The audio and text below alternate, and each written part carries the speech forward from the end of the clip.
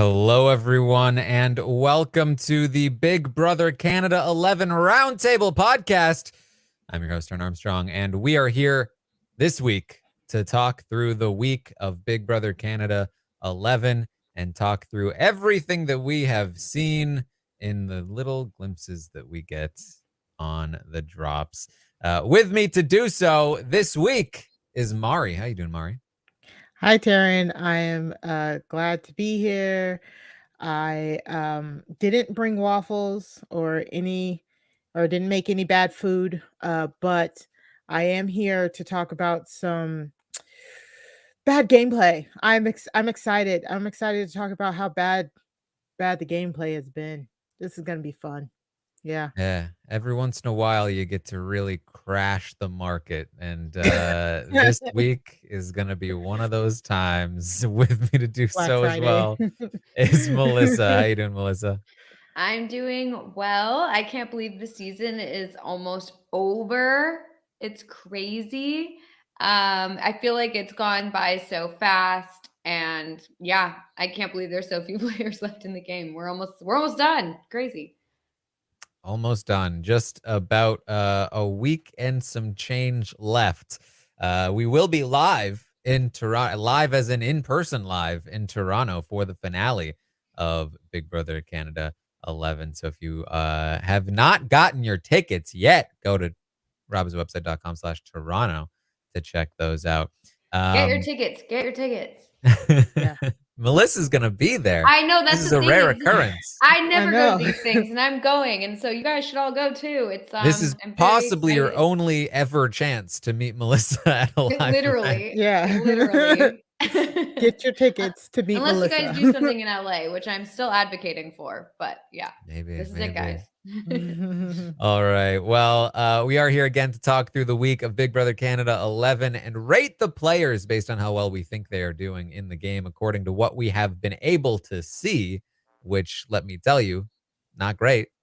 Not great what we've been able to see. I did send out a survey earlier today. If you want, there is still some time. You've got about 18 minutes to fill that out. If you have not already done so, you can rate the players yourself and answer some survey questions about the season. The last time we spoke on the roundtable, things were looking very different. I feel like we say that every time though, or at least I'm thinking it every time because it's like it's changing. It changes so fast. Like especially here where we're not seeing the live feeds. It's like Yeah. so every snippet that you get is like, wait a second, this person's now on top and this person's now on the bottom, or wait, this person's going home and this person's safe. It just keeps constantly flipping. And so, I mean, I'm glad I kind of left my stocks and just let them ride. I have not been updating it. So the two people that I gave stocks to like a long time ago, it was Anika and Daniel, I believe. And then like I did lose some in Kuzi. I think I had some in Kuzi, but whatever. I have had stock in them basically the whole time, and they're still around. I don't know if the stock has if the stock's going to go down. We'll see what happens today with those. They are still there. Yeah, this whole season's been a giant puzzle that's missing several pieces. Like we truly have no clue what's going on. We get snippets of what we think might happen, and then something else might completely happen. It's been interesting to say the least. I think this season feels like it's gone by so quickly because I truly feel like I turned my brain off between Friday and Monday, like thinking about this show, and then I come back like, oh yes, Tuesday, Big Brother Canada, and sometimes I don't even watch the episodes. You know what I'm saying? Because it's just like, why? Like the investment in these players for me is so low. It was so low. I talked about it the last time I was here on the roundtable. It's been low because I feel like I truly don't know them. And then now at the end, it's definitely low because I just feel like the gameplay is just astronomically stupid. So it's like, who am I rooting for? Because I really hate when people get away with making dumb moves. So it's just like, what do you do? They're all making dumb moves. It's been a lot. There's not like a clear like front runner for gameplay wise. Like I feel last season with Kevin, it was just so exciting to watch him every week because I just felt like he was so good and just, you know, anything he was doing was interesting or, you know, intelligent or, you know, for a reason.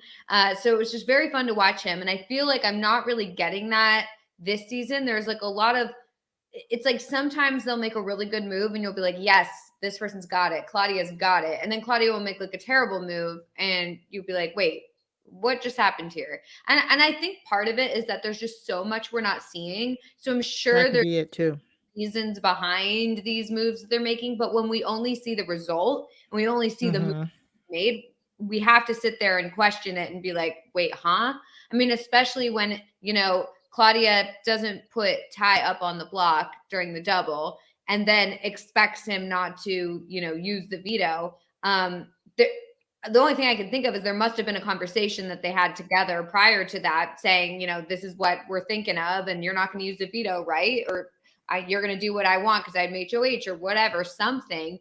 And yet all we see is like, wait, what? Why did she think she could trust him? And so then we're interpreting that as that's the dumbest move ever or whatever. And really, maybe there was some reason behind it that she, like, you know, plausible reason that she thought she could trust Ty in that situation.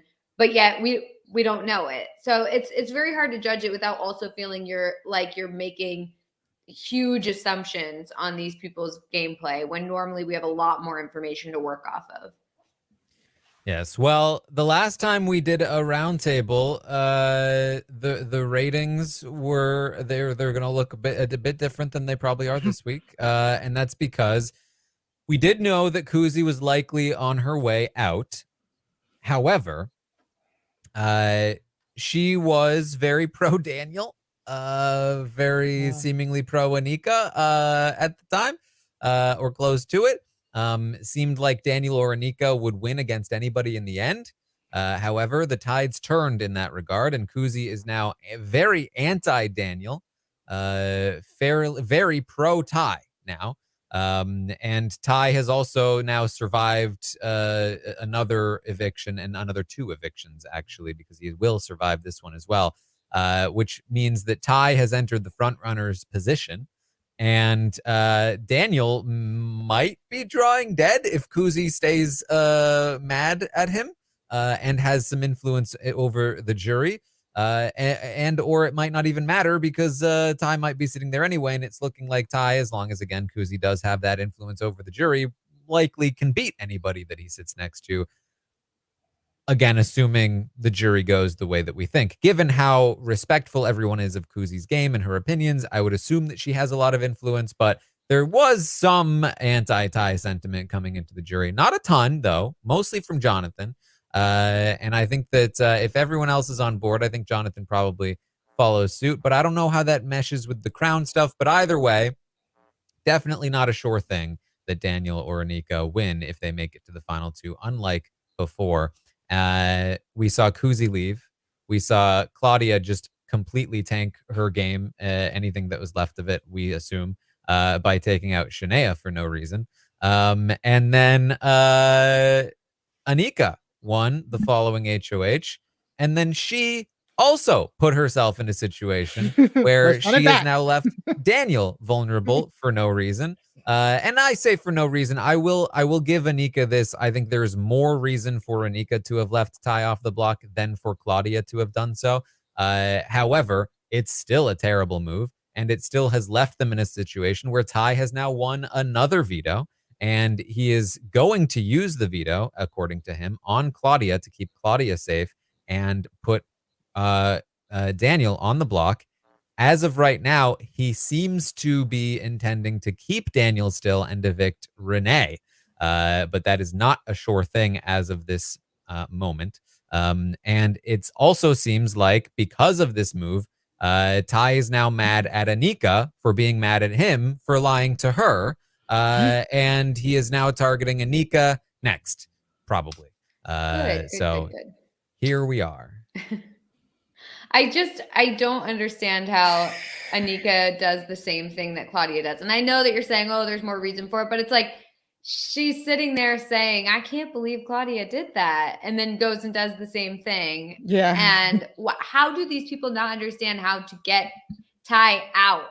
Like, he's just, I think he's just going to keep winning until he, wins the game, honestly, at this point. Yeah. I will give Tai one compliment, one and only compliment here. He snowed them. He completely snowed them. Like, he managed to keep his ego in check for at least a day in order to be like, yeah, guys, I wouldn't do that to you. I did it to my showmance, but I wouldn't do it to you. So then as soon as he got that POV, it's chest puffed out Tai over here interrogating Anika, talking to everybody every type of way like he normally does. It's like I want to give him props for keeping that under wraps long enough to snow Daniel and Anika, but I also can't because I'm still like mad at them for not seeing that it could happen. You know what I'm saying? It's not like he did a complete, like 180 in talking to them. Like, they should have figured that out. And Daniel himself, as a super fan, should have never let this happen. So I feel like I'm even more upset at him because Anika, recruit. Tai, recruit. Claudia, as far as we know, right? Still a recruit, if I remember correctly. Right? Or like she knew about the show. Yeah, like, okay, not a super fan, but is aware of the show. Renee, self-professed super fan. Daniel, self-professed super fan. Why would you do this? Why would you let him stay off the block? I get it. You want to build a relationship with him and all of that, but if you're letting him save two people, you let him save two people 2 weeks in a row. And for what? He's still mad at you right now, Anika. Like, it's just the way that this backfired so horribly. And then on top of that, like Daniel letting Anika and Tai have an hour and a half long fight, or however long it was. Sir, why are you not up there? Why are you not pouring like water on this situation? Like, your behind is on the block, and Daniel literally, from what we saw in the drops, just sat on a couch all day. Like, it is just amazing how it feels like everything just crashed and burned for everybody but Tai. And I agree with everybody in the chat and on social media or whatever, calling Tai the like Jackson Mickey. I mean, Taran said it too. I agree, and I hated Jackson Mickey too. I didn't like him. I understood his win. I'm not a fan of Tai. I understand his win. I think he is the front runner simply because at this point, because the game, like the social strategy and the regular strategy, is just so low. Unfortunately, the comp wins are what's dictating the game. So if he's the master of the comp wins, comps are dictating the game because this is how the people are letting this game be played, then he is the bona fide front runner of the season. And it's just it is embarrassing to watch. It's embarrassing to watch this man who has absolutely no clue what he's doing kind of run circles around these people. It's ridiculous. Yeah.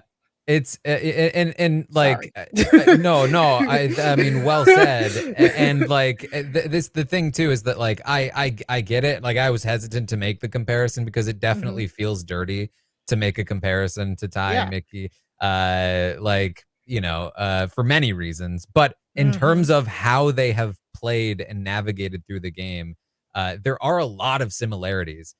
Even down to like the weird showman situation and how they treat their showmans. Right. And the way that they've won a bunch of comps. In fact, Jackson actually has a better win percentage right now than Tai did toward the end of the season. He won 7 out of the last 10 competitions he played in, from the final 9. And if you count the field trip competition, which he played against 2 other people, which I don't, which we never did, then he won out basically from the final 10. He was only vulnerable once, of course, in that double eviction, but he dominated the competitions from the final 10 onward, as Tai has mostly done as well.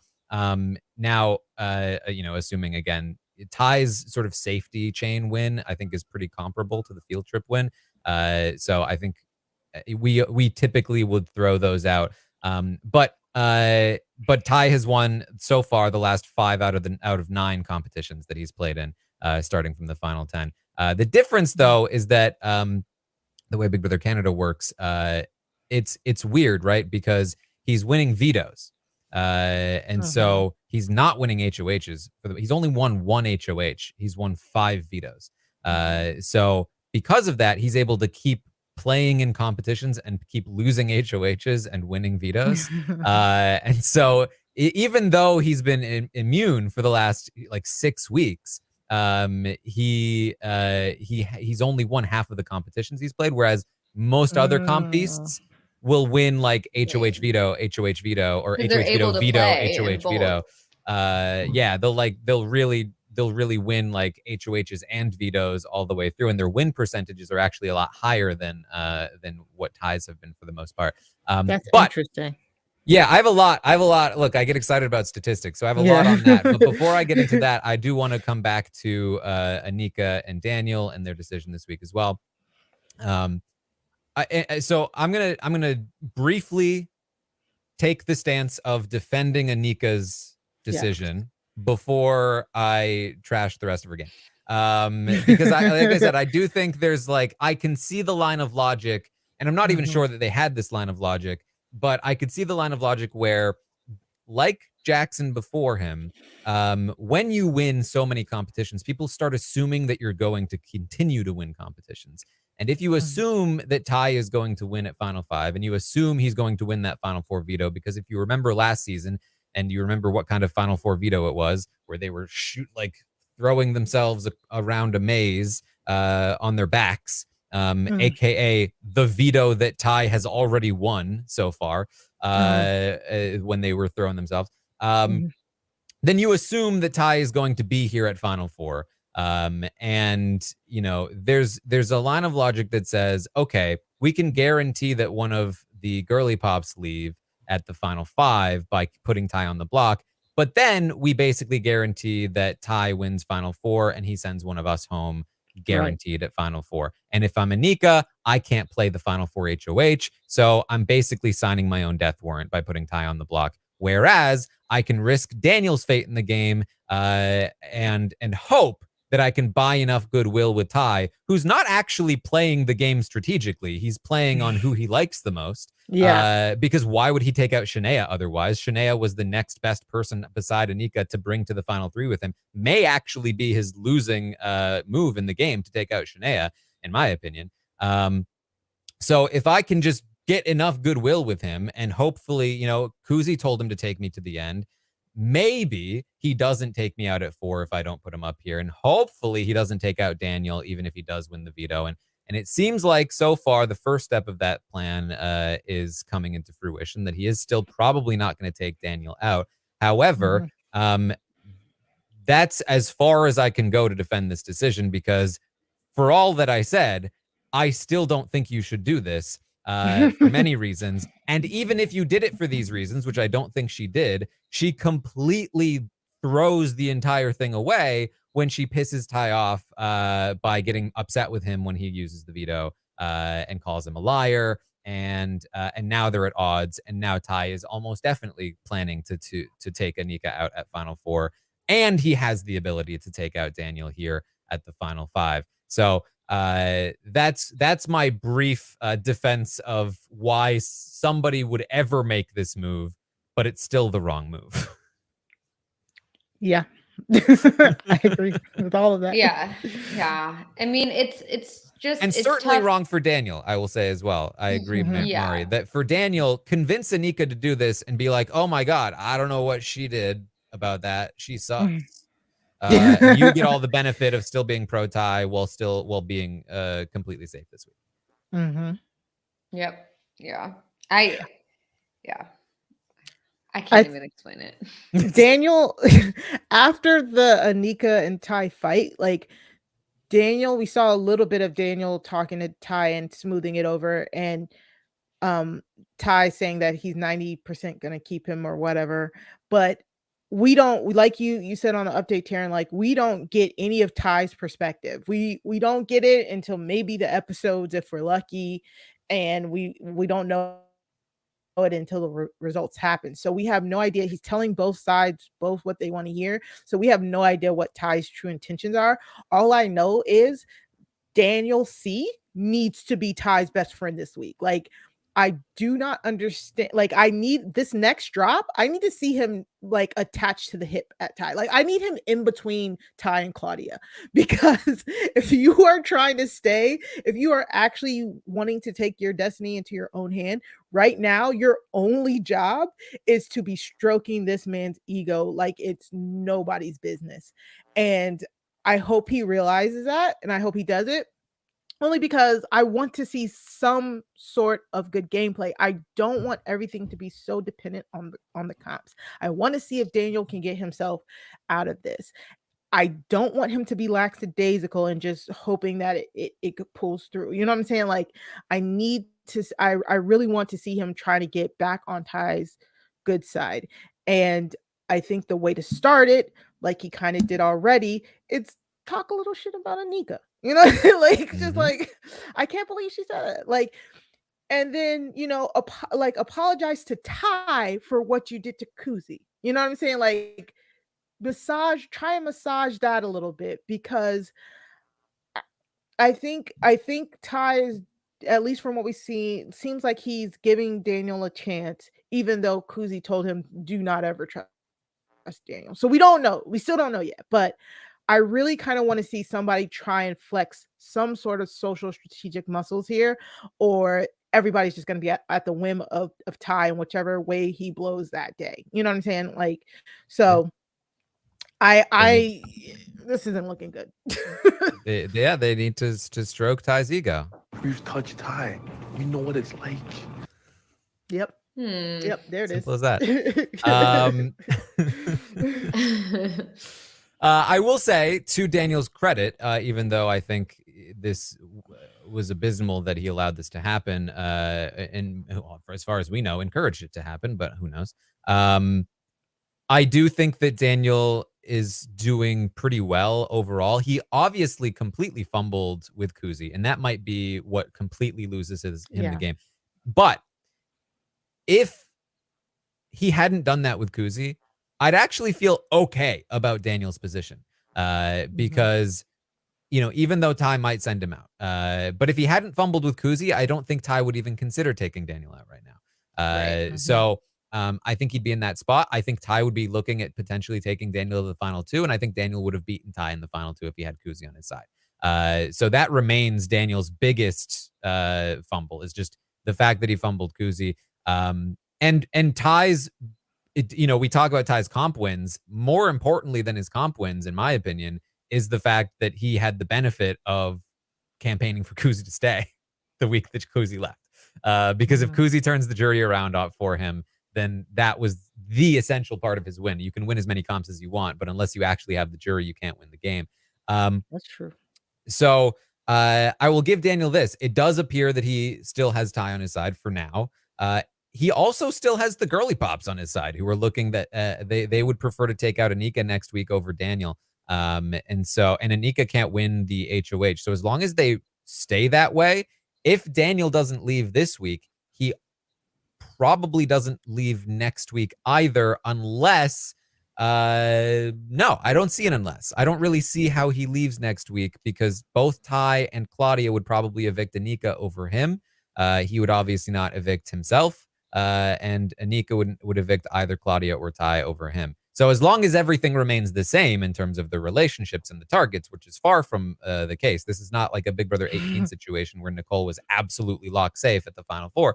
But you know, position-wise, relationship-wise, Daniel continues to do good work. And the conversation he had with Ty on today's drop, after Ty's conversation with Anika, I did think was pretty impressive. It's just hard to like combine that with the utter failure of managing Kuzi last week and the lack of foresight in allowing Ty to be off the block this week. So I, you know, in terms of what Melissa said, in terms of like a front runner for strategy and everything, I do still think it's Daniel. It's just like the bar's not too high. Yeah. I mean, the fact that the front runner for strategy is like possibly going home this week is like, well, that's not great that the front runner is possibly going home. Can't be that good at strategy if you're that close to being evicted. But, you know, I do think, like we all said, that we're certainly not seeing some great strategy here. I mean, even with Ty, I want to give him, you know, props for, you know, the fact that he's just hung in there and he's keeps winning veto and being immune every week, which is impressive in and of itself. The problem is that when he gets those wins, he cannot figure out a strategy to keep himself safe moving forward. Instead, he creates drama. He starts fights. He confronts people about things. He pits people against each other. Like, instead of trying to set himself up well for the next week with that win, instead he tries to throw wrenches in other people's plans and put people on the block and get Shania out and take Claudia off the block and all this different convoluted strategy. And so it's hard for me to, you know, think of Ty as a good player, even though he's been immune for so long. It's just, I'm just not seeing that. I'm not seeing the strategy. I'm not seeing the, you know, a great Big Brother player here. Whereas I do think that Jackson Mickey did have some good strategy, some strategic chops. I think that in terms of his conversations with people, when he wanted to, he could like turn on the charm and convince people to do things. And I just feel like, I think Ty can do the same, but I feel like I'm not seeing that. I don't really see him doing that. I mean, yes, there have been some situations where he feels in danger and he has these like conversations where, like we said, his ego is in check and he's, you know, being all like, look, I don't know what to do. I have no, you know, whatever. I'm in your hands. But the second he gets power, he just like does not know how to move forward in a strategic way. So yeah, I'm not so impressed with Ty. If Ty ends up winning this, I will not be so impressed. But to be fair, I'm not going to be so impressed with anyone winning, really. I just feel like there really isn't that this season. So I don't know. What am I going to Yeah, I mean, we can't forget the fact that during Ty's only HOH week, the only reason he ended up making the best decision for his own game was because Canada saved Santina, and then he made the boneheaded decision of picking Shania for the veto. The only, I mean, we talk about how people are dumb for leaving him off the block. How about dumb for choosing the one person that would ruin your entire plan to play in the veto, and then having that person win the veto, forcing him to then make the best move for his season, for his entire game. The move that set him up for all the future wins that he has had, only because Canada saved Santina and he messed that veto draw up. And then again, let's talk about like, okay, yeah, he got Claudia to leave him off the block in order to take out Shania, who is the second worst person at comps in the house right now, and like has never come close to beating Ty in a competition, has performed the worst in quiz competitions, which are Ty's weakness. Shania is the person I would want to compete against in part 3 of the final 3 HOH if I were Ty, because everyone else I think has a decent shot at beating me. The next best person would be Anika, who I think is his target at the final 4. I think if we're talking about Ty and if he can win this game, I think he loses to Daniel and Claudia and Renee in part 3 of the final 3 HOH. Now, if he can get one of them to take him to the final 2, that's another story. But I do not think he should have taken out Shania in that situation, because he is relying on these comp wins. And he needs to get to part 3 of the final 3 HOH. And this week, you know, could have been a different story. I don't know what the competition was this week, but if you look at Ty's wins, his veto wins, he has 5 veto wins. Of those 5 veto wins, we don't know what this week was. We'll find out on Wednesday, I imagine. The first veto was physical. The second one was physical / skill with the balls that none of the girls came anywhere close to him in Hope. Hope was literally sweating with physical exertion. It was a very physical competition. The third veto is the only competition that Ty has won that wasn't overtly physical, which was the Temptation puzzle one with the mom. He won it by 4 seconds. The fourth veto he won was that physical double eviction puzzle where he outran everyone so much that they didn't even get to the puzzle portion of it before he had won. His HOH win was also very physical. He outlasted everyone other than Hope by hours. So of the 6 competitions he has won, yes, 6 competitions that he has won, they have all been physical except for the puzzle temptation. His mom was there competition, and potentially whatever this veto was. We don't know yet, but basically what I'm saying is Ty is great at physical competitions. He will win physical competitions most of the time, mostly because his only competition was Hope for a while, and Hope was not doing particularly well at them. When Dan was there, Dan was beating him occasionally, but Dan left, and now it's just him. And so he's winning these physical competitions. However, in almost every other kind of competition, Ty has not performed super well. And so he is going to have to make sure that he has his game, his stuff down well enough, quiz wise, study wise, that he can win part 3 of the final 3 HOH, which is just a straight up quiz, and even potentially like a final 4 veto, which could either be just a hand it to Ty kind of competition, or could be a puzzle, an actual puzzle. So when we look at the final 4 vetoes for Big Brother Canada, last season was super physical. Nobody, if Ty played in that competition, I don't care if he doesn't know a single answer to a single question, he will still outperform everyone in that competition by such a wide margin that he could guess for each answer and still probably win that thing. The one before that, Big Brother Canada 9, was like a puzzle quiz hunt kind of thing. It was they went through the little detective office, and then they went through the door, or not the door, the wall. They smashed through the wall and they put together like a puzzle. Anybody could win that. And I think Tara won that one, right? In season 9, beating Ty. So if it was something like that, then I think Ty loses, to be honest. But he still has a chance for sure. I mean, an absolute chance to win any. I mean, that's the thing. Again, we've talked about this before, but physical competitions, there's a huge cliff.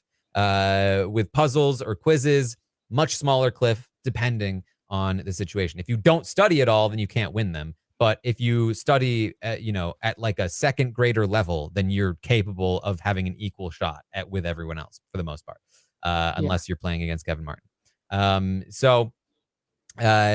The one before that, season 7, very physical. They were running through the video game boxes, lots of climbing and running, and Ty would win that one. Season 6, not physical. They were blindfolded. They had to go through a maze answering questions and put together like some kind of puzzle. Season 5, fairly physical. They had to go up and down the upside down world, up and down a ladder a lot. By the time Kevin won it, he was pretty out of breath. Dimitri timed out on it. He was like soaked in sweat. The one before that, also kind of physical. They had to run through a house to find little clues, but it was also quiz based. And then in season 3, it was pretty much just a straight quiz. And in season 2, it was the board game one, which was obviously not super physical. So historically, it hasn't been super physical, but recently it's been at least 50-50, whether it's like just hand it to the physical person, or maybe it's an actual competition. So that's important. Final 4 HOH is obviously usually some sort of quiz, although I think recently that's been different as well. It could be some sort of skill competition, which I think Ty would also do pretty well at. But either way, we are looking at Ty having a very good chance of getting through the final 4. And then again, it just comes down to the final 3. And so what does he want to do? Does he want to bring Claudia to the final 2? Does he want to bring Daniel? What he told Daniel today was that he wants Daniel at guaranteed final 3 at least, which is to me a way of saying I want you in the final 3 and I'm not taking you to the final 2. Yeah. Yep. Yeah. It's almost like, from what Ty is telling Daniel, it's almost like Ty wants Claudia and Daniel in his final 3, but I think so. Yeah, but now I'm confused as to Which doesn't why. really make sense to me. Yeah, like why doesn't he I think want he wants them Renee both again in part anymore? 3, and he has to hope that both take him, which would be a wild Mm, decision, but you never know. Yeah. Hmm. which makes sense. I guess that would be the two that would most likely would take him out of the rest of the remaining people. Nika's not taking him. Renee's not taking him. So Mhm. It's tough because I feel like he should have been setting himself up. You know, there were some people who didn't have a pair. We've talked about this. And I think that, you know, with his wins, he should have been using that to set himself up with a little structure of an alliance moving forward. So that way he could rely on people to take him. And instead, he just, you know, took out random people, you know, no thoughts, just, you know, actions and vibes, fights. all Yeah, vibes. no thoughts, just vibes. And, you know, and now he's in a position where he's like, well, I'm going to have to win and hope that these people take me when the odds are they're not going to want to take him to the end because he's winning so much. So, I mean, there's just no strategy there. I mean, there's no strategy for a lot of people. But it's just, I just don't know what Ty is thinking. And it's disappointing because I would like to root for someone who, you know, like a Kevin Martin style where they have to win out and they're, you know, it's them versus the rest of the house and then they make it to the end and, you know, it's all this sort of stuff. But I just feel like I can't root for someone who's making such poor decisions with the power that they get with these wins. I don't know. Yeah. See me, I don't even need a Kevin Martin style, Kevin Jacobs style person to root for. Like I truly love a good Taylor. I love rooting for social Oh, winners as for well, like a sure. Paris too. Like Mhm. I just want to root for somebody who didn't make a big gaffe that they didn't get themselves back out of. You know what I'm saying? I don't want to root for somebody who stumbled backwards into a good move. Like that's not fun for Yeah. me, you know, and it feels like that's all we have left here. So I Yeah. mean, I wouldn't mind a good like Ty, Claudia, Daniel final three. Claudia and Daniel get to part 3 HOH and one of them cuts Ty. Like I would and Claudia and Daniel be the final two. I wouldn't mind that for me personally. I think I could rest easy. I would laugh so hard if Ty wins everything except for the final the final 3 HOH. Like that would be so hilarious to me. So I wouldn't mind it an ending like that. And I'm at this point where I don't think Ty thinks he's losing. You know what I'm saying? Like I don't even think he's thinking who's going to take me. I think he is full confident, chest out, like I'm beating everybody in everything, everywhere, all at once. Like, you know, so I mean, it'll be to an be interesting clear, end game, I guess. I don't need someone to like win a bunch of comps in order to root for them. It's more that if Right. somebody's them against the house, you know, if in a Taylor situation or whatever, it's like watching them make it to the end and you're rooting for them. Like that's something that's exciting. And Ty Right. in this situation, he's doing the motions of that sort of victory where it's like the house is against him, he has to win for himself every week in order to get to the end, but the rest of it just isn't there. The Yeah. rootability, the strategy, like anything that makes me want to, you know, invest in that sort of player is just not there. So I don't know. All right. Yeah. Well, I have some more stats here. That's so Ty with his 5th veto win has broken the Canadian record for veto wins. That the most amount of veto wins for Canada used to be the most amount of veto wins for the US as well, except Michael broke that record just last year with 6 wins. So if Ty goes on to win the Final Four veto, he will tie the all-time veto record at 6 vetoes. And he has also, with 4 vetoes in a row, he now has technically won the most amount of vetoes in a row ever. You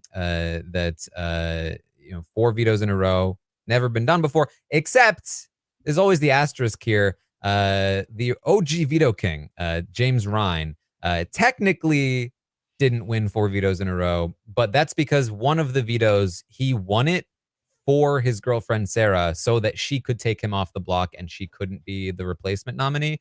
It was the way the competition worked, he was actually physically able to win it for her.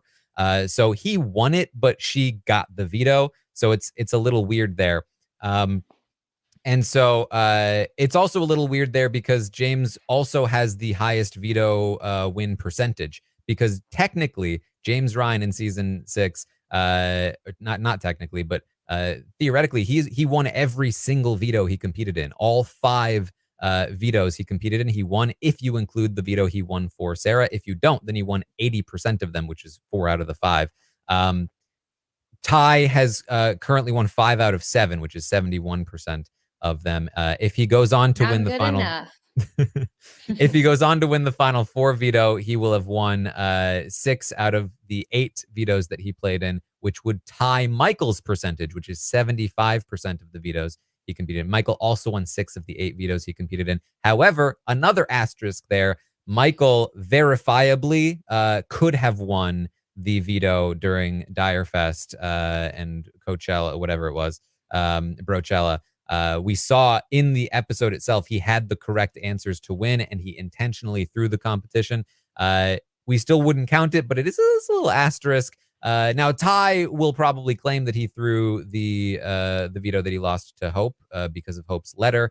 However, we cannot verify that he would have won the competition had he not thrown it, and we can't even verify that he even threw it, because in the episode, he literally states, I thought about throwing this, but I want to win the 5K, so I'm trying to win. So definitely not even enough there for an asterisk. So there's some stuff there.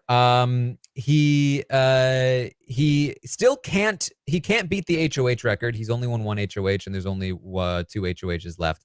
But he can beat the Canadian total comp record if he gets to 8 competition wins. If he wins 2 more, final 4 HOH veto or final 3 HOH. And he could tie the all-time comp record at 9 if he wins all 3. And so he cannot beat the all-time record, though, even if he wins all 3.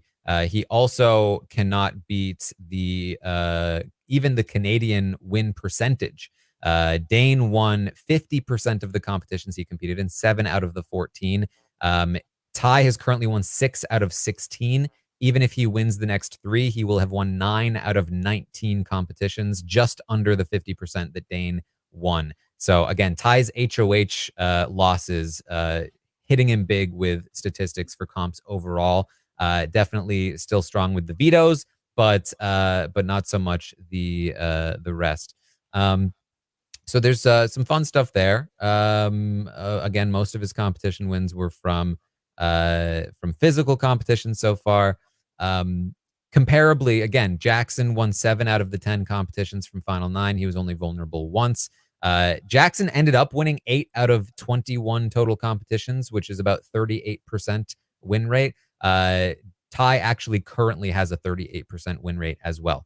And if he wins the next 3, he could get it up to like 47, but it's currently the exact same as Jackson Mickey's. The past few seasons, I mean, basically, especially in the modern era of Big Brother, this is how it works. Josh won 4 out of the last 5 competitions he played in, starting at the final 7. Only vulnerable once. It's 80% of the competitions he played in there. Ty from Big Brother Canada 9 won 3 of the last 5 competitions, starting at final 6. So not quite as good, but still pretty good. Dane won 4 out of the last 5 competitions, starting at final 6. Kayla even won 4 of the last 6 competitions, starting at final 7. Kevin has the most impressive stat here. He won 6 of the last 7 competitions he played in, starting at final 8. He only lost 1 competition when he started winning at final 8. Never was vulnerable. That's 86% of the competitions he played in.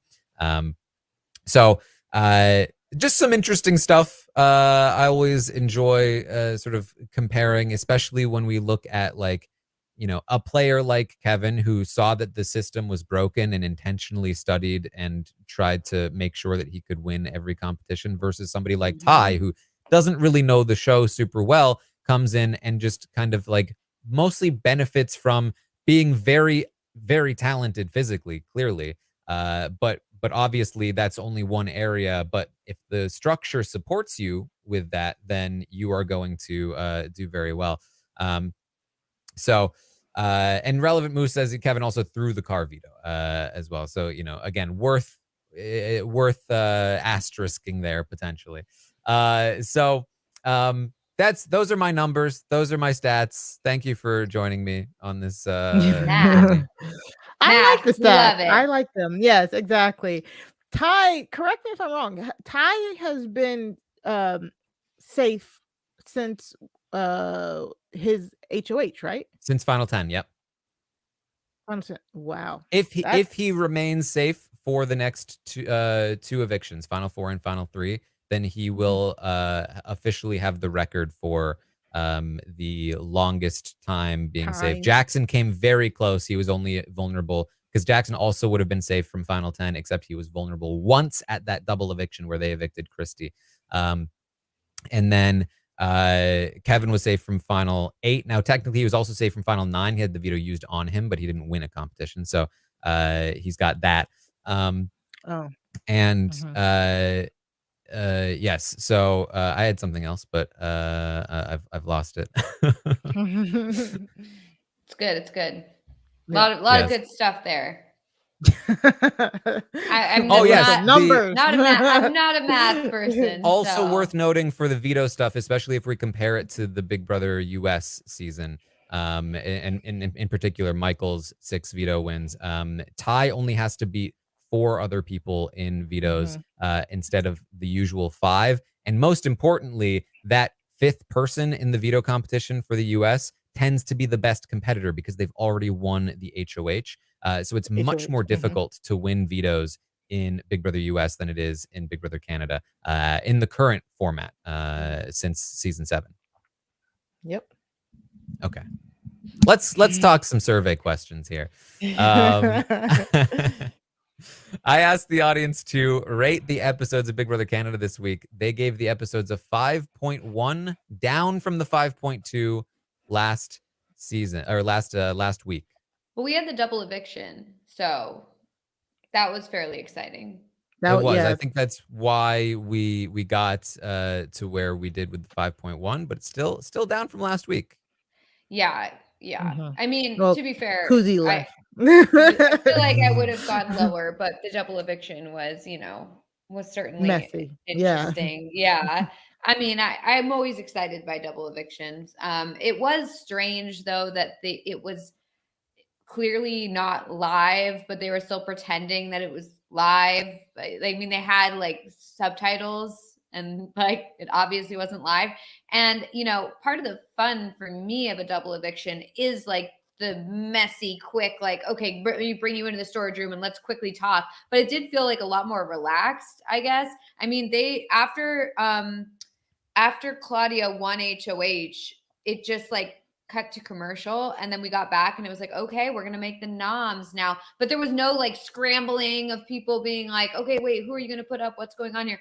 I don't know. I just feel like it wasn't as with it not being actually live, I think it's a lot less exciting than a double eviction usually is, just because it feels more when it's live, it feels more frantic and just, oh God, I really don't know what's going to happen. But when it's not live, it feels a lot more slow and just like a normal episode, really, but that there's just an additional eviction. So yeah, I don't know. I was hoping to see more.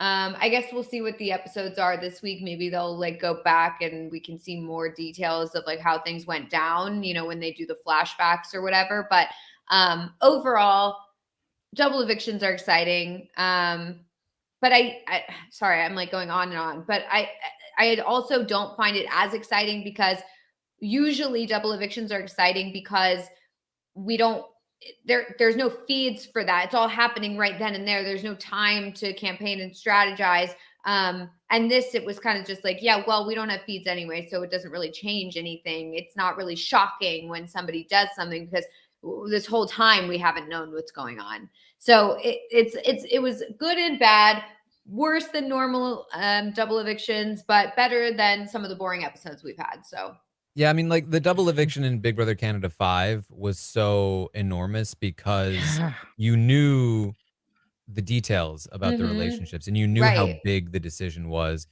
In this double eviction, like it was shocking to a degree. Like why did Ty get left off the block?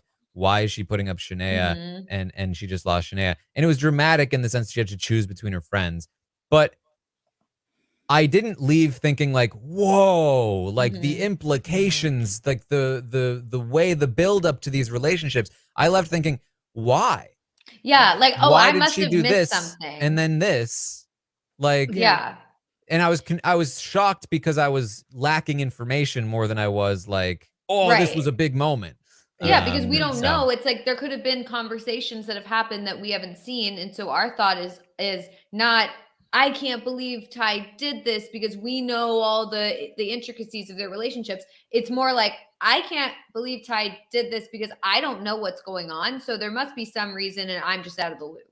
So it, mhm. it makes it less exciting because we don't have the context for it. And so it's more just like, wow, that's weird. Anyway, let's Mhm. move on.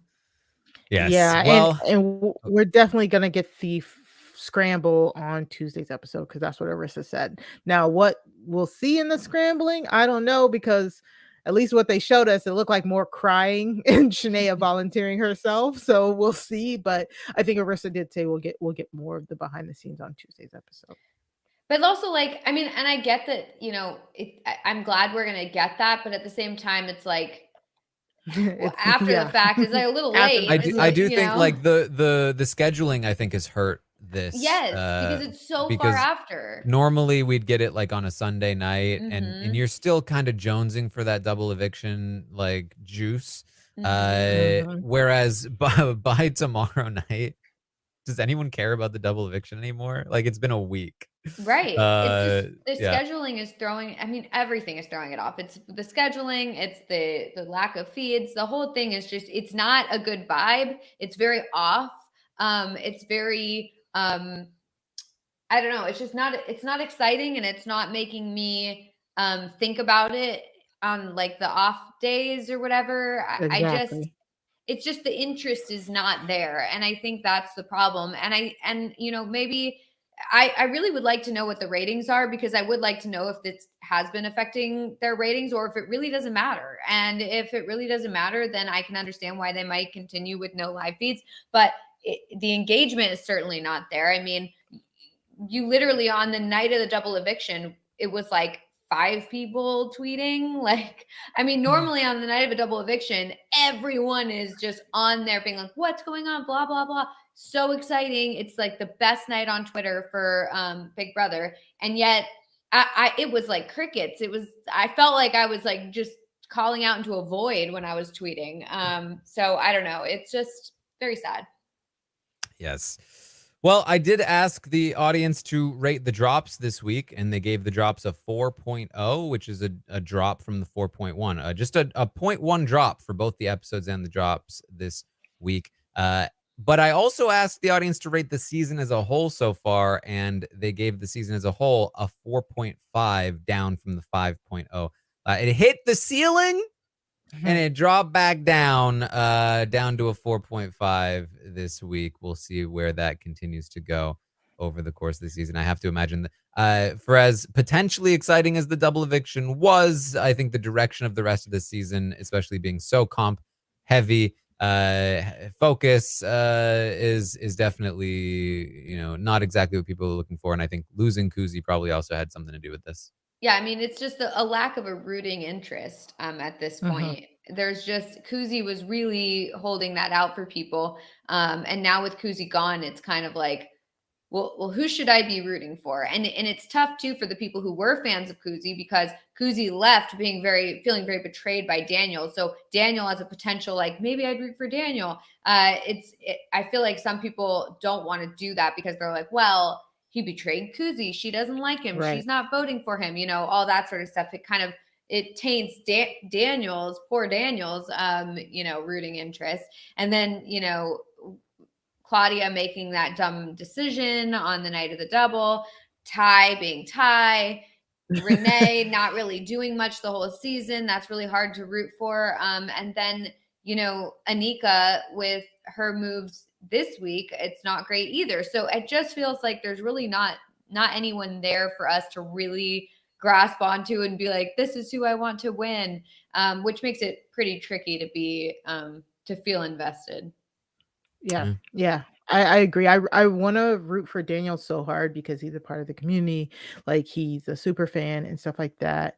But I'm waiting for that killer instinct. I'm gonna hold you to a higher standard. Just like if I waltz my tail into some Big Brother house, I would assume people will hold me to a higher standard. And I think that now that Kuzi is gone, Daniel is going to need to step it up, especially now that he is in danger. So I need to see it. Like if he can get out of this hole that he's in right now, if he can talk his way out of going home, I will probably be back on the Daniel train. But I need to see it. All right. Well, I also asked the audience to rate the competitions this week. They gave them a 4.1, down from the 4.6 last week. I also asked them to rate Claudia's HOH during the double eviction. Now, for comparison, they gave Renee's HOH a 5.4. They gave Claudia's HOH a 1.7. Yeah, it was real bad. It was real bad. She lost her ally and she didn't need to. She lost her closest ally. Might be the worst rating of an HOH we've ever had since we started doing that. It was just so bad. It was so bad. And it was also shocking because I had thought this whole time, oh, well, Claudia knows what's going on. Claudia's doing a good job. Claudia is like the main girly pop that actually knows like strategy and has like a plan. And then to just see the whole thing just end with her evicting her closest ally, it just didn't make any sense. I mean, honestly, so first of all, she trusted Ty when she shouldn't have, but maybe there was some conversation that was had and that's why she trusted him. So I'll give her that. But then the second Ty says, we need to get Shanae out. You need to put Shanae on the block. Like, you do the opposite of what he wants. Don't just be like, well, I guess you're right. My closest ally, I got to let her go. It just doesn't make any sense. She's still convinced, by the way, that she did the right thing. Well, then that's even worse. She should feel very disappointed. Also, the fact that the competitions were rated so low, that is wrong. They were really good this week. I will give them that. The double eviction veto, I think, for me at least, soured things for sure. Yeah, well, there's no reason to include that physical portion. Yeah, fine. And a 4-piece puzzle. The one where they are trying to get the go through the rooms or whatever, and they have the temptation. That was a good comp. That was fantastic. And I think that it should have been like, it should have brought that average up a bit, especially from last week. It went down, which doesn't make any sense because last week wasn't good. Well, I think this is the problem, and it's the problem with the comps in general. Because like people will point like, oh, Ty doesn't only win physical things; he won that one. It's like the problem is that when you have 5 comps that Ty almost automatically wins, and 1 comp where he has at least an equal chance to win. Right. There's a huge imbalance, and one competition is not enough to like raise the average. And so I'm completely like that double eviction veto might as well have just been a race. Yeah. Like, no, I don't think it was good, but I do think that these comps this week were better than last week's comps. And if we're saying that the rating of the comps went down for this week, I think that's wrong. Well, there you go. I also asked the audience to rate Anika's HOH. They gave Anika's HOH a 2.2. Yeah, it's not good. The gutter. We in the gutter now, baby. Like this is just honestly, it's like because it wasn't Claudia's HOH and it's not Anika's HOH. They're both Ty's HOH, right? Because he won the vetoes. These I should have asked the audience to rate Ty's HOH because I think also taking out Shania was not very smart. Not good. Yeah, for him too. Not good. But it wasn't. No one's but making it wasn't smarter for Claudia though. So it's like double not smart. It wasn't smart for anybody who made the decision. Yeah. For what it's worth, Santina's original HOH was given a 2.5. Dan's HOH was given a 2.5. And Okay. then Kuzi and Santina both got over a 5. Ty's original HOH got a 2.3, just a 0.1 ahead of Anika's HOH. And then Kuzi's next HOH got a 3.3. Renee, I believe, has the highest. No, Kuzi's original HOH at a 5.7 is the highest. Renee in second place with a 5.4. I thought So there you go. Santina had a high rating for HOH. She did. She got a invisible HOH was a 5.1. Yeah. Okay. All right. But her original HOH at 2.5. No, that was bad. Yeah.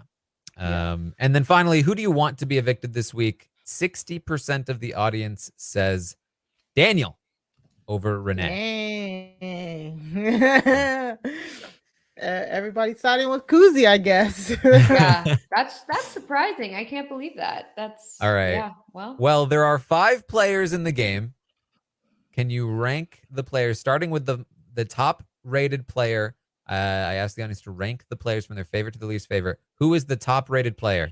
Oh my God, Renee. Probably Renee. Claudia. Melissa is correct. It's Renee. Everyone's so mad at everyone else. Has become the top rated player by default. By default. Oh my God, that's so funny. Yeah, it's probably Renee. Ridiculous. It's probably Renee, then Anika, then Claudia, then Daniel, then Ty. You're saying Anika next, Mari? What do you think? Yeah. Well, no. If they like Renee, maybe they like Claudia. Then, yeah, maybe. I mean, Anika, they feel like Daniel, people are Ty. like, yeah, maybe it's Claudia. Although I do feel like people are thinking probably that they're annoyed with Claudia. Like, why did you make that move? So maybe they'd rate her lower. And they're probably annoyed with Anika too. So you're both incorrect. It's really? Daniel. Daniel number 2. And then they want number him to go 2, home? but y'all want him gone. Renee was number 1. Oh my They want him gone over Renee. Well, fine, okay. I guess. But still, it's like, whatever. I don't know. Okay, fine. So then it's Renee, then Daniel, then Anika, then Claudia, then Ty. Claudia and then Ty?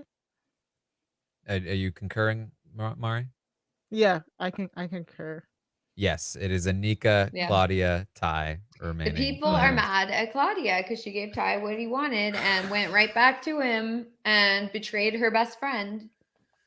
Yes. So the top, the list is Renee, Daniel, Anika, Claudia, Ty. There is the player favorites for the week. What a shakeup. Renee has been all over the board all season long. She was 4th place last week of 7. And now is 1st place. I think it's just because all the people around her are moving up and down and she's kind of just like wherever there's a space. So it's like when people are mad, they move them all down and she's just like, oh, well, I guess I'm number 1 now. If we had live feeds, Renee would be the person that I would run from each camera she's on. Like just from the stuff from the dailies, like not her as like a person I don't like. It's just the way she handles some of these situations that she got herself in. She's very like not vengeful. It's like she will not forget a slight. Like she will not forget a slight. Get an apology because watching her today so confidently tell Anika she never apologized when we know that she did in that conversation was like exactly. That's what I mean. Like she is like she wants to hold everybody to the fire. She wants to be like I will never forget. Like she will not just it was in the past, let's move forward, let's work together. Like she can't do it, and I can't deal with people like that. Yes, exactly. And I don't want to hear her say bootay every 2 seconds. Like I cannot. All right, well, let's then rate the players. Let's do it. Here are the ratings. So this should be interesting. So we lost Kuzi. We also lost Shania. Shania was 4th place in the ratings last week. She had a 5 overall. And well, mostly because of Melissa, it looks like, if we're looking at this one. True. It's all good. Yeah, almost the same ratings as Renee and Ty. I did this, people. But Daniel with a 7 last week, Claudia with a 6, Anika with a 6. We are about to tank these stocks. Oh Going boy. down, Yeah, down, going down. down. All right. So let's begin. This is, of course, the portion of the podcast where we rate the players from 1 to 10 based on how well we think they're doing in the game. That number then influences the stock price over on realitystockwatch.com. You can play along, buy and sell shares of players week to week. So we'll start with Anika this week. And man, it was hard to not give her a 1, but I won't. I'm not going to give her a 1. Terrible decision to leave Ty off the block, obviously. Yeah. However, I do have the small defense, which wouldn't be enough by itself. However, number 2, it does seem like so far Daniel will still stay. So the mistake might not be punished, which is good. However, number 3, we're going back in the other direction. She completely blew her relationship with Ty for no reason. Don't know what's going on there. And I say that maybe there was nothing she could have done, but I think her calling him a liar, maybe not the best strategy. So, however, number 4, she did win an HOH. And that's pretty big. And then, however, number 5, still positive. She now wins against Daniel probably, which is huge. Right. She has Kuzi on her side against almost anybody else. It basically, if she sits next to anybody other than Ty, she probably wins. As long as Kuzi has the influence we think she does. And so that's pretty good. Final, however, I don't know if she's going to get there because I do think that Ty will try to take her out because of her mistakes this week. So overall, I gave her a 2. Melissa, yeah. Yeah, not good. It's sad to see what she's done with her HOH. I mean, I don't understand how you don't put Ty on the block after you just witnessed Claudia make that mistake and you've discussed how that was a mistake. I get that there probably have been conversations, but you saw what he did to Claudia. He had conversations with Claudia too, and yet he did exactly what he's doing now. She might lose her number 1 ally this week on her HOH, just like Claudia did. It's just like a rinse and repeat situation, and she should have seen it coming a mile away. I think, yes, if she does get to the end, like there probably are some votes for her, but it's just so tricky. And now that she's had this argument with Ty, it's just not good. I'm very disappointed in her HOH this week. It's just really just bad gameplay. So I'm going to give her a 3. A 3. Mari, what do you think? I wanted to give her a 3, but I can't because of all of the things that Taran said, all of the things that Melissa said. But on top of that, this argument with Ty, we talked about like the fundamentals of it just being bad, but the broader view is she showed us here she cannot present her case because Ty telling her like I don't think you played an honest game, and her going to all those lengths to try and prove that she played an honest game, saying she played an honest game, him like kind of like gotcha here, but what about here? But what about here? And her just crying and being flustered, and then bringing in Renee and not being able to defend herself.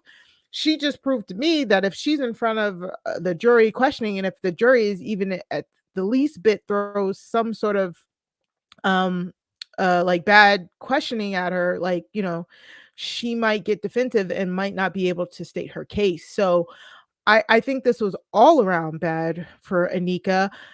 Honestly, it's Big Brother. Again, it maybe because she's a recruit, but if somebody tells me I haven't played an honest game, I will be like, yeah, you're right. I did not.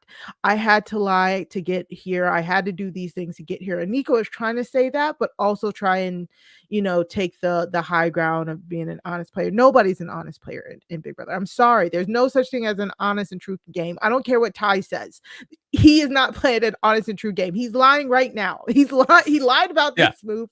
He lied about the move with Claudia because Claudia at least had the feeling that there was some sort of understanding that Ty would not use the veto on her HOH. So I'm sorry, he didn't play a clean, honest game. Nobody has played a clean, honest game. So I just hate that. I'm sorry. That's just a pet peeve of mine when it comes to Big Brother. Like, get out of here with your morality. The people who claim to have played an honest game are the biggest liars in Big Brother, in my opinion. Exactly. So, but that aside, Anika was not impressive here to me. And if she does make it to the final two, she better just hope that the jury comes in already willing to vote for her. All right, so you gave her 2? Oh, 2. Yes. Sorry. 2. Well, I think the audience might be worried for their stock here. The audience gave Anika a 4 this week.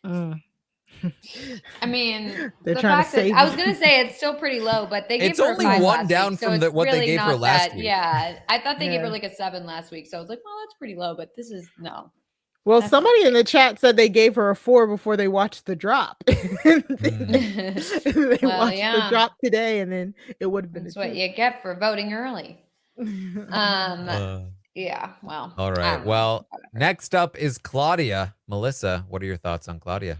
Oh, this is just so bad. I mean, to be fair, Ty is going to use the veto on her this week, which I guess is good for her. She's not going to go home. But last week was just so unbelievably bad for her. She lost her number 1 ally for no reason. She was HOH. So it's not like, oh, well, she had to, make a bad decision between 2 bad decisions. She was HOH. She could have done this right. And yet she didn't. And now she's in a horrible spot.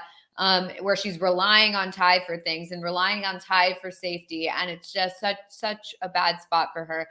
When she had, she had Anika and Daniel and Shania as a small mini alliance, whatever. Maybe it wasn't real, but at least there was like the appearance of an alliance. And yet she puts them on the block.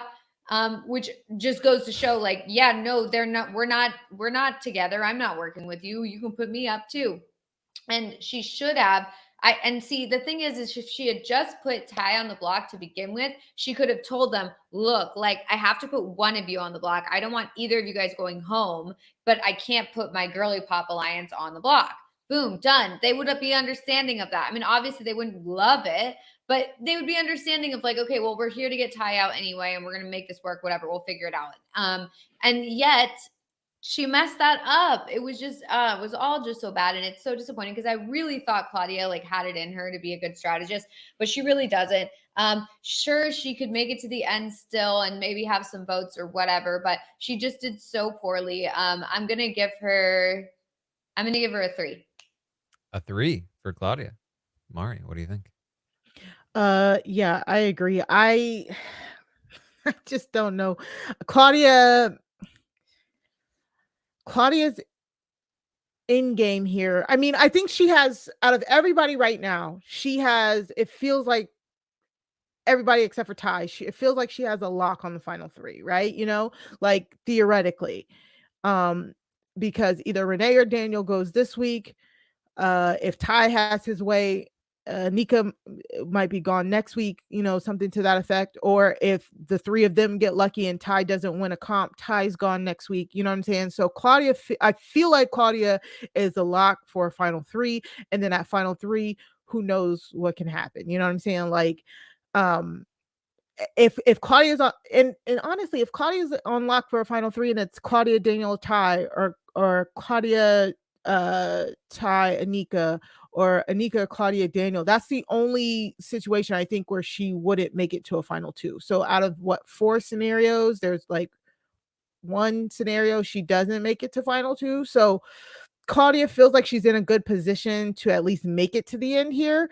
Now, does she have the votes to get there? To get the win? I don't know. She's sitting next to Ty. I don't think so. With Kuzi pushing for Ty, plus, her mistakes and her double on the HOH that she had, plus her being so linked to Ty in a showmance. We know how there's a male and a female showmance that gets to the end 9 times out of 10, they'll give it to the man, because the woman is the one riding the coattails, right? So that would point to a Ty win. Now, if she gets to the end with Anika or Daniel, then, or Renee, because theoretically Renee could be here, then I think she has a bigger chance of winning. So I think Claudia is not in a bad position. So I'm gonna definitely give her a 3, but it's kind of like I don't know a good analogy. It's like she is the best of the worst. Like Well, the audience gave Claudia a 4 as well. Yeah. 4 for Claudia. Also, here's the thing though.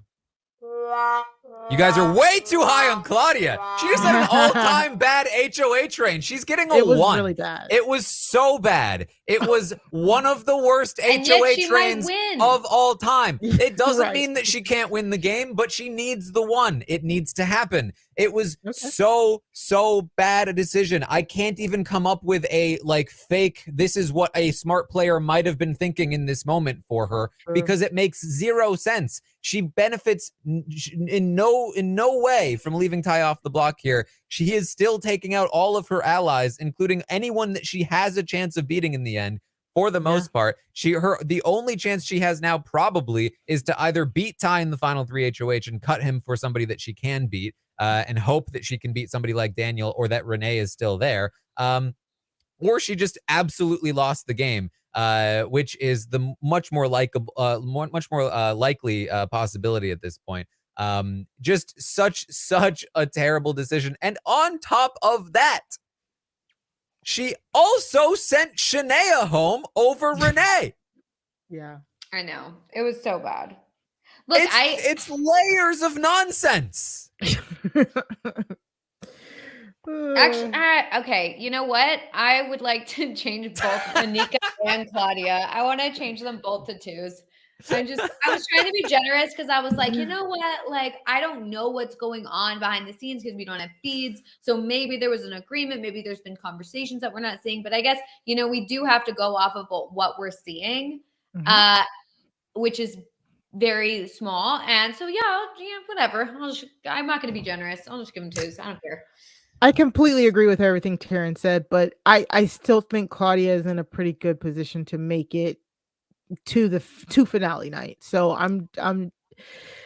because that's what kind of game. Yeah, that's the kind of game that that we're playing right now. It's like you can mess up so royally and still have a high percentage chance of winning the game. So we've reached the point in the season where it's like, well, she's definitely one of 4 people, and one of them has to win. So right. That's literally the only thing we can say that's positive. Is like, well, someone is gonna win.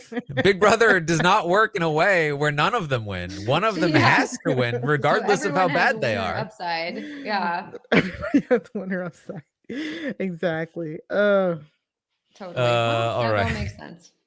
Let's move on then to Daniel. Mari, what are your thoughts on Daniel? Poor Daniel. So Daniel loses loses his best friend, maybe forever. We don't know. But more importantly, he loses the confidence, he loses the faith of somebody who's walking into a jury house that respects them. So Daniel's game takes a huge hit this week by not having Kuzi riding for him in the jury. He's taken a big hit because he will more than likely be on the block and very much at risk of going home this week. The good thing, the upside is if he survives this week, then he has a good chance of making it to finale night. The problem is he has to survive this week. And I'm trying to think if I've seen the chops, that if he has the chops to do that. I think he does. I still am leaning I it's hard because I can't read Ty, but I'm leaning towards Ty is truly thinking about keeping him from what we know of. So this was just an exceptionally bad week for Daniel. Even worse than Claudia in a sense of positioning.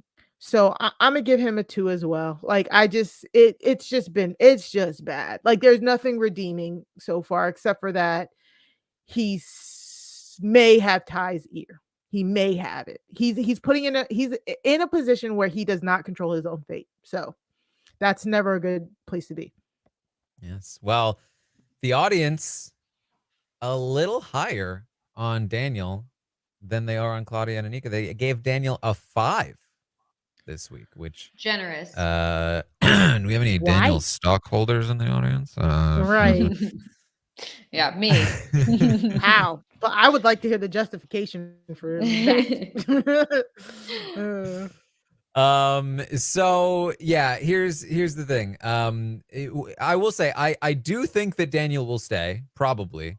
One of the biggest reasons is that we saw the conversation between Daniel and Ty. And I think Daniel did a good job in that conversation. I want to give him credit for that. And the fact that the girly pops still want him to stay over Anika is also pretty good.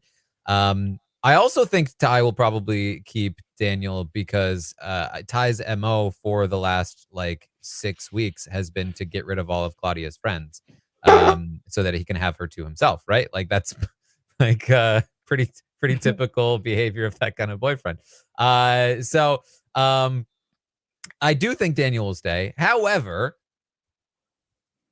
there's a lot of long-term things that are affecting Daniel this week and a lot of short-term bad things that have happened to him this week and some short-term danger as well. So in all 3 categories, it's not good. The biggest and worst thing, we've talked about it, losing Kuzi. How much of it is his fault doesn't really matter. I would definitely blame him to a degree. I think, definitely gets unlucky that Kuzi is supremely vengeful about the fact that he didn't give her a chance, right? And her logic doesn't really make any sense. And should she be that mad at him? Probably not. But it doesn't matter. He did not manage to handle it, and that one mistake could cost him the entire game, which at the end of the day is how Big Brother works. And so the fact that he doesn't have Kuzi and that Kuzi might be able to sour the entire jury on him is hugely bad for him. On top of that, he allowed whatever happened this week with Anika to happen, where she left Ty up the block, which is more okay for Anika than it is for Daniel, because Daniel's the one losing his life in the game if it goes wrong. And Daniel's not the one that loses anything if they don't make the play. So he should have been pushing so hard for Ty to go on the block, and it doesn't appear that he did. But who knows? Maybe he did, and I'll apologize to Daniel for his 2 rating that I'm going to give him right now. But that's also terrible. And so overall, it's a 2. It's a 2 for Daniel. He still has a chance to win the game, but it's pretty slim at this point. And you know what else? I don't have faith that Daniel would do one of 2 things. I don't have faith that he would cut Ty at the final 4. And I don't even have faith that he would cut Ty for Claudia at for the final 2. I think it's possible he takes Ty over Claudia to the final 2. I really do. I really do. I think that I don't think it's super likely, but I don't think it's impossible. And that speaks to Daniel's gameplay over the last few weeks to me. Yep. I totally agree. It's it's going to be a 2 for me as well. The fact that he might go home and he just has to hope that Ty is going to keep him. I mean, his number 1 ally is HOH. If he couldn't convince her, it's you can say, well, it was her HOH. She's the one who didn't, put Ty on the block.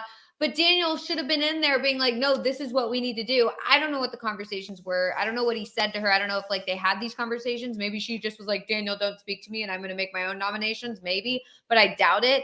And the fact that he did not, convince her to not to put Ty on the block and not leave him off the block. I mean, he should have known that he'd be vulnerable at that point. They literally just saw this happen during the double. So it's so not good. He might go home. And even if he doesn't go home, him winning is going to be tricky. I mean, to be fair, Kuzi left mad, and there's either the possibility that she stays mad and convinces the jury, don't vote for Daniel, or, she cools off and then it ends up being water under the bridge and she's fine with Daniel. But we don't know at this point. We haven't seen, where that goes. So it's totally a possibility he gets to the end and no matter who he's up against, you know, Kuzi's rallied the troops and said, like, no, we're not going to vote for him, you know, whatever. We don't know what's going to happen. So, yeah, it's a 2 for me at this point. We'll see. All right. Well, let's then talk about Renee. I can tell you that the audience gave Renee a 4. Because the audience has given everyone a 4 except for Daniel, who they gave a 5. And we'll see what they give Ty. But a 4 for Renee. Here's the thing. Renee's, in my opinion, the most likely person to leave this week, which is the biggest mark against her. You know, we gave her a 4 last week, and she wasn't looking like she was going to leave. In fact, she was the HOH at the time. So definitely not great. Losing Shania also really not great for Renee. And I will say as well, according to Renee herself, she actually did flip and wanted to keep Kuzi. Now, I know Melissa made the case that she thought that was the better play. In my opinion, it was definitely not the better play. And I think huge mistake that she genuinely did want to flip and keep Kuzi, which again speaks to like just strategic decision making from my point of view, at least. And you know, she's leaving, so like we're probably leaving. So you know, it's tough to go any higher than the people who aren't leaving, probably. So I think also that you know, I think she loses to Ty. She loses to Anika, and it doesn't matter if she loses to Daniel anymore. Can she beat Renee? I mean, she'd have to survive this week first. Here's the thing. Even more so than Daniel, she is actually talking to Claudia about going to the final 3 with Ty. Again, whether that's a lie or not is potentially up for debate, but it seems as though she actually wants Anika out at 4 over Ty, which would also be absurd. I would hope that she's lying to Claudia there, but I don't know why Claudia would want that either. So, you know, I'm going to give her a 2. Melissa, what do you think? Yeah, she's probably going home this week. And I just feel like she doesn't have any agency in the game. She hasn't for a little while. It just feels like everything's happening around her, and she's kind of just at the whims of whatever people decide. I mean, the fact is she could have gone home during this double eviction, and because of Ty, she ended up staying. And it just feels like there's something that she's doing actively that is helping her in this game. And I just don't really see a situation where she wins as much as they all are saying, you know, oh, she could beat us all, you know, the people will vote for her or whatever. I don't see it. But, you know, who knows? But the likelihood is she's going home this week. Want to keep it consistent, 2s across. So I'm giving Renee a 2. All right, Mari. Yeah. Few things. I'm not surprised that Renee wanted to flip for the Kuzi week, because Renee and Anika have had this low-key simmering beef for like You're right. weeks. Yes. They've had it for weeks.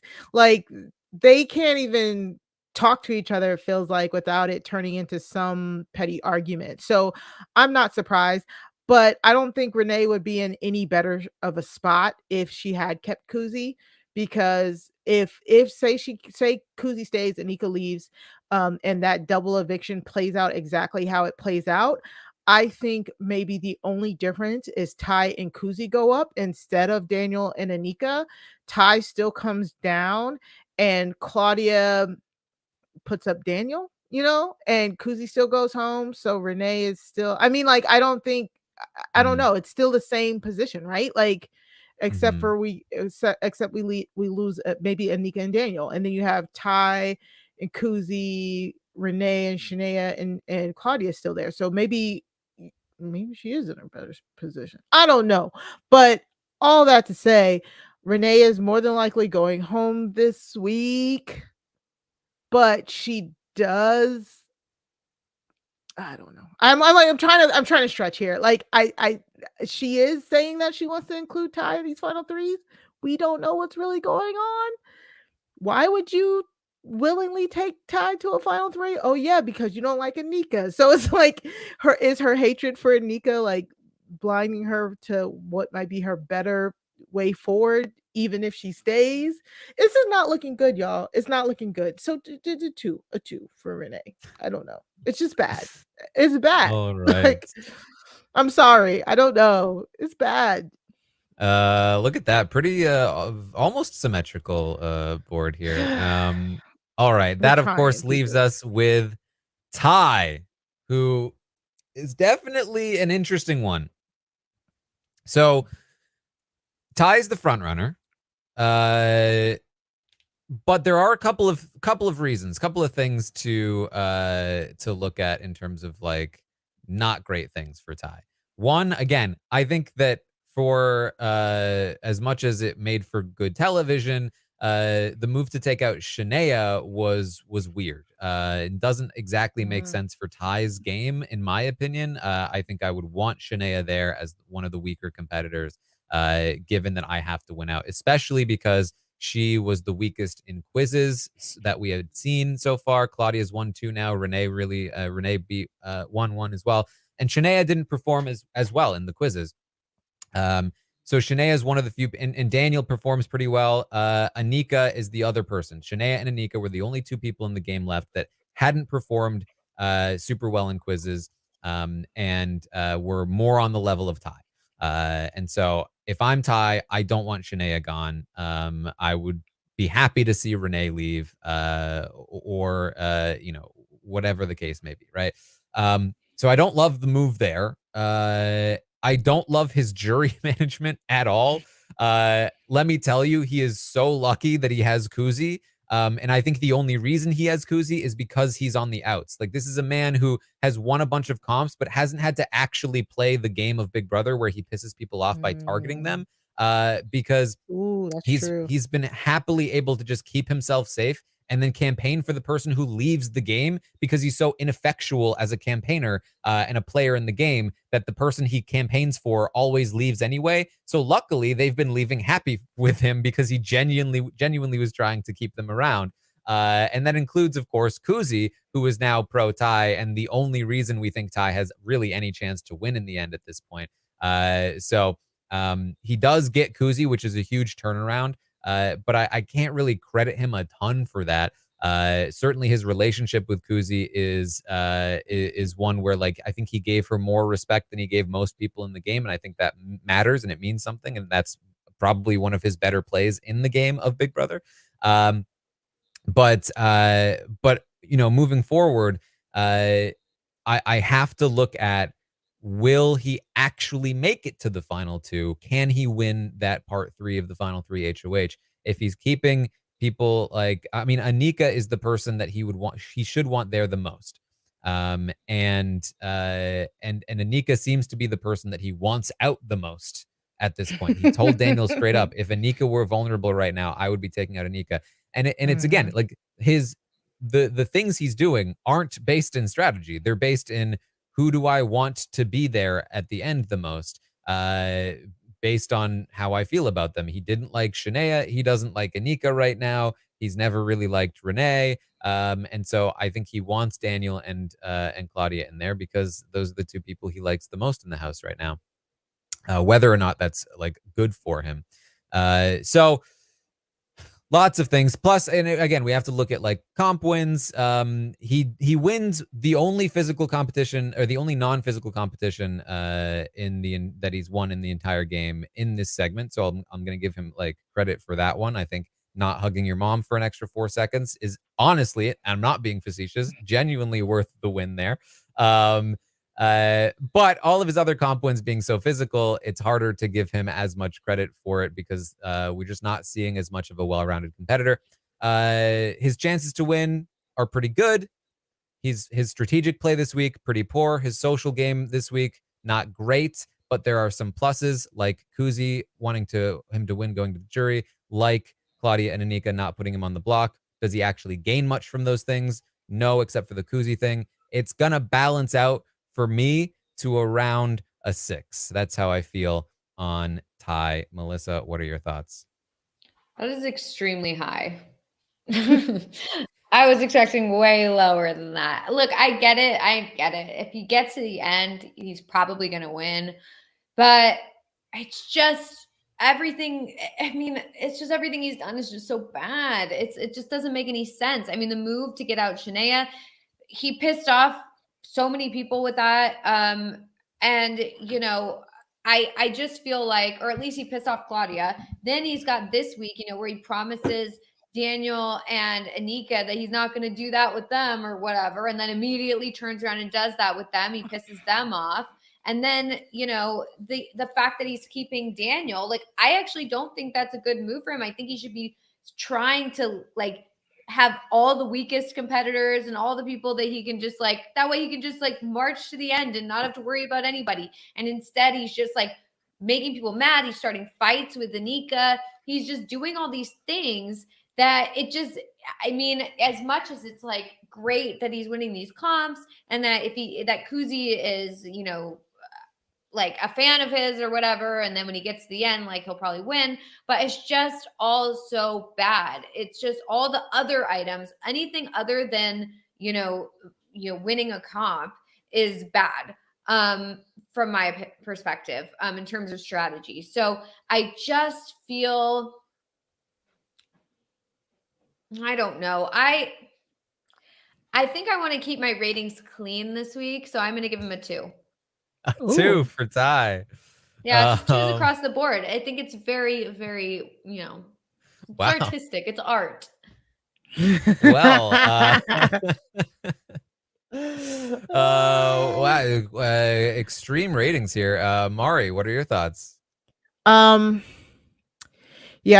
I agree with everything that both of you actually said. I think the problem is Ty is brute forcing everything. You know what I'm saying? Like it's not a strategic chop, it's not a finesse, it's not a charisma, it's not a subtle manipulation. It's a brute force, just exerting his will on the people and then being like, why won't you work with me? Why won't you work with me as I force you to do something because I've ruined your plans for a 5th week in a row. You know what I'm saying? Like it's a brute force that's just very annoying to watch, but it's effective. I will say, like, him pulling in Renee and Anika to get them to fight again. Like he's been doing that for weeks now, pulling in Santina and Anika to fight, pulling in this person and this person to fight. It's like it it's kind of funny because I don't think he's doing it strategically, but I think it's a move that helps him because if the two sides are constantly annoyed at each other and they're constantly focused on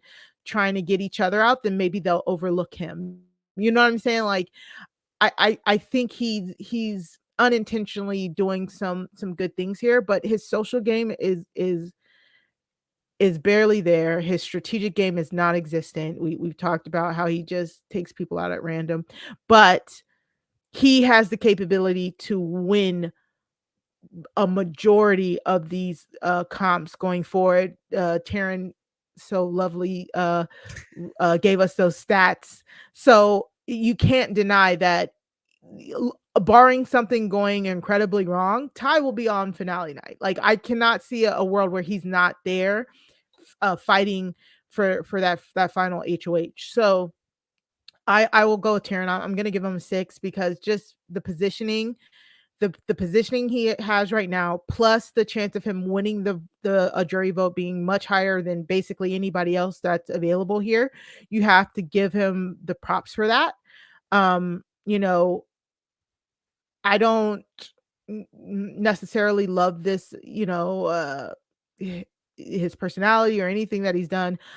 I do normally love a good underdog story, but I can't root for an underdog who makes themselves the underdog. Like I truly can't. He's An in underdog who this plays like they're the overdog.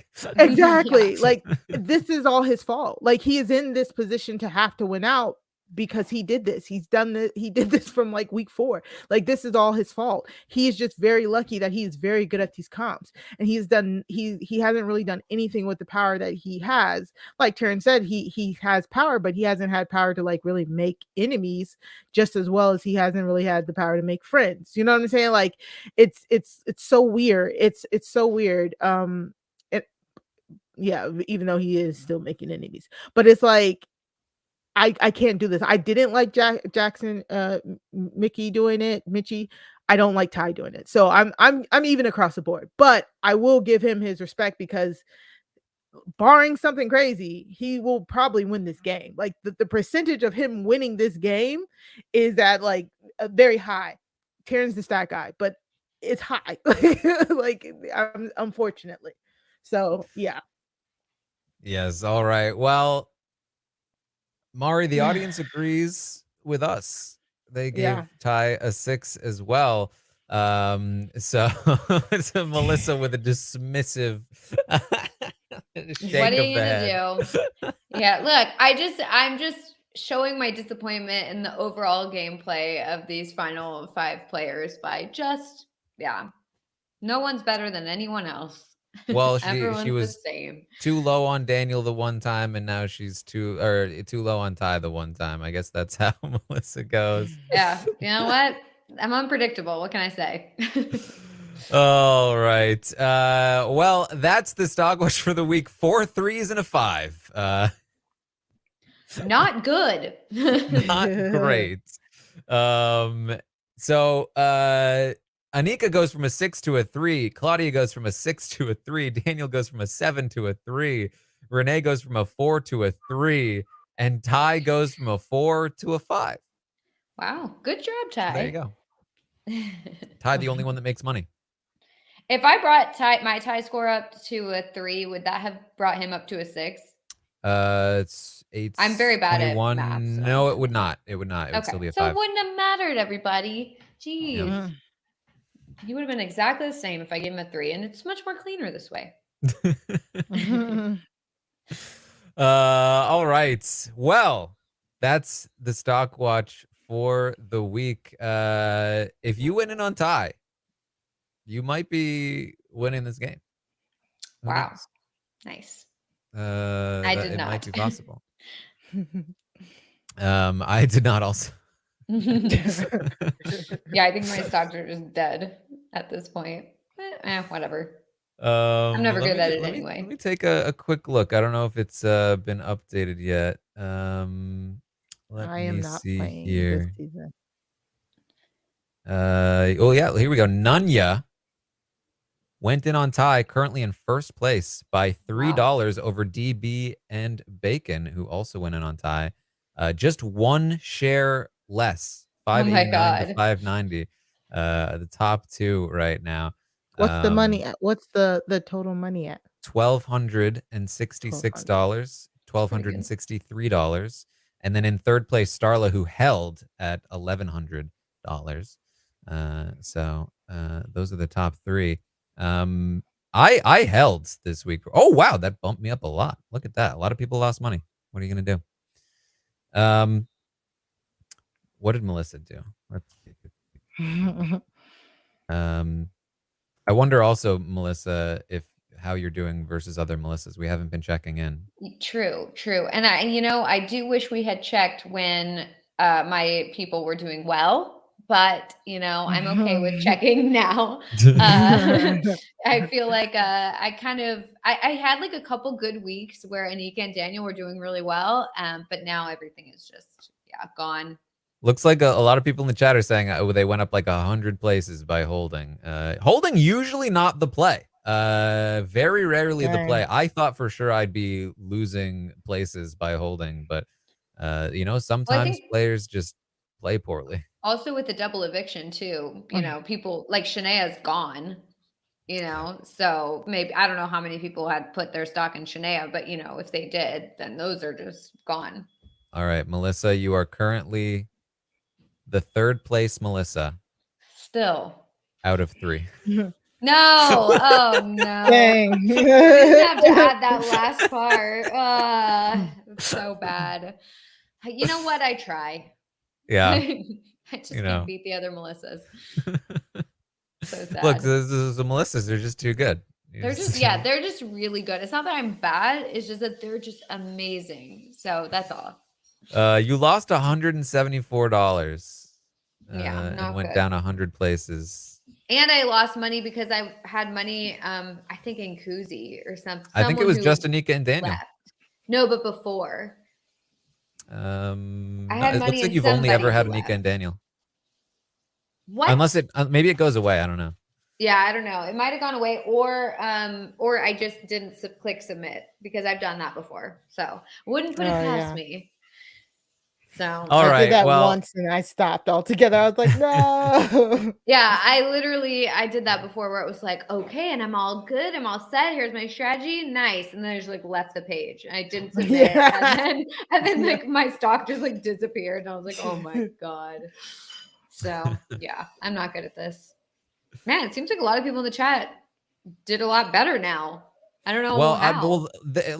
A lot of people went up, but like there's a huge disparity in wealth. The wealth inequality on the stock watch right now is very Wait, large. does it say how much money the I real have stock market currently? Yeah, you have $227. So no. first place has about 6 times your wealth. Oh god, no. Get rid And of we the have $27 more than somebody who started today. That's so I bumped up sad. to 32nd, and I still have like half the money of first place. Oh my so god.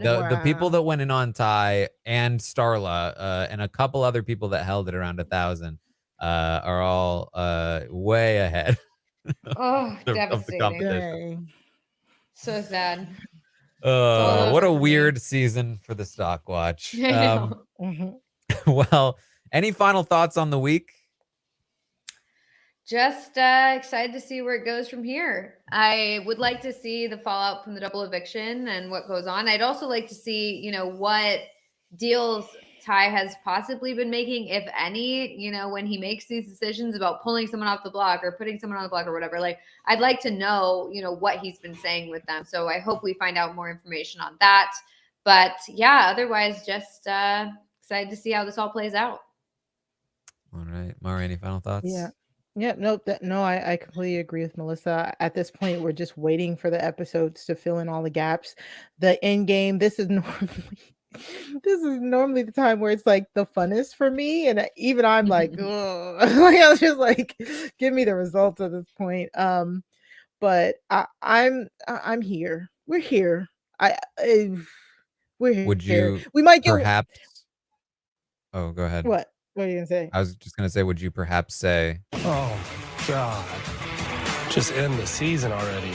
Yes. I would all us definitely now. say that. Just Yes. end the season already. It's so We never funny. know though. Like sometimes there's been seasons where I'm like this apathetic going into the end game, and then I watch finale night and I'm just like yelling at the TV. For instance, last year when Josh cuts Betty, like you know, like I'm still looking forward to finale. I'm here for finale night. Yeah. I will not be in Toronto for finale night, Unfortunate. The cool people will be in Toronto. Ooh. Okay. Oh, all right. Don't worry, Mari. You still got your not cool too kid much. club Not card. too much. I did. I saw Lena in the chat say Lena went from first place last week to 82nd, losing $600, more than half of their net worth, going in on mostly Daniel. Yeesh, Yeah. not good.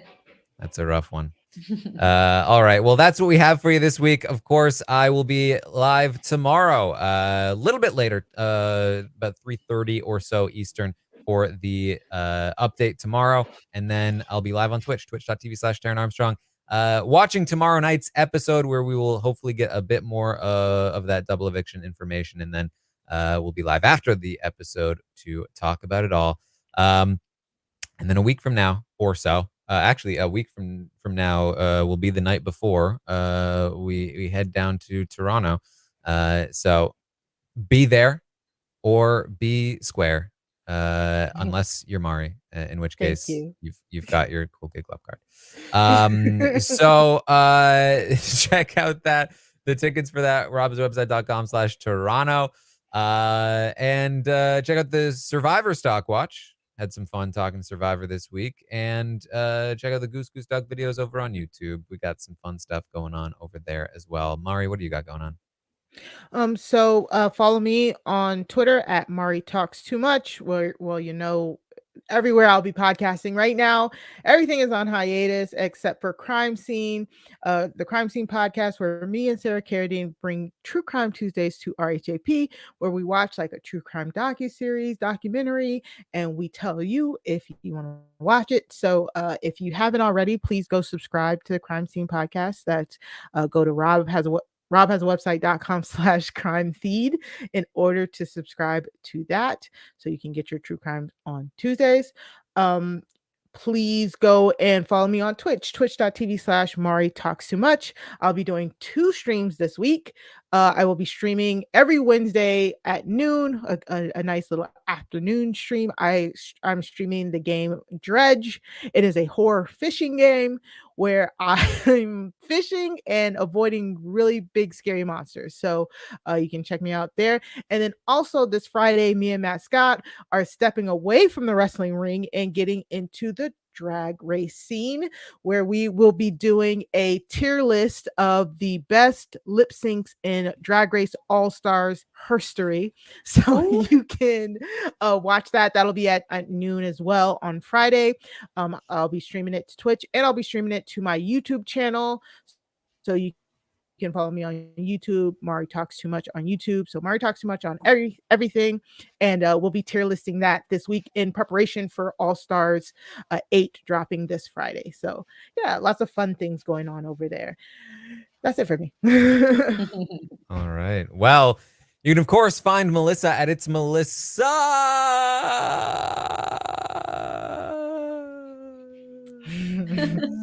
Come on. With 3 A's. There we go. That's how long 3 A's take. And that's what we have for you. So thank you so much for joining us. And we will see all of you next time.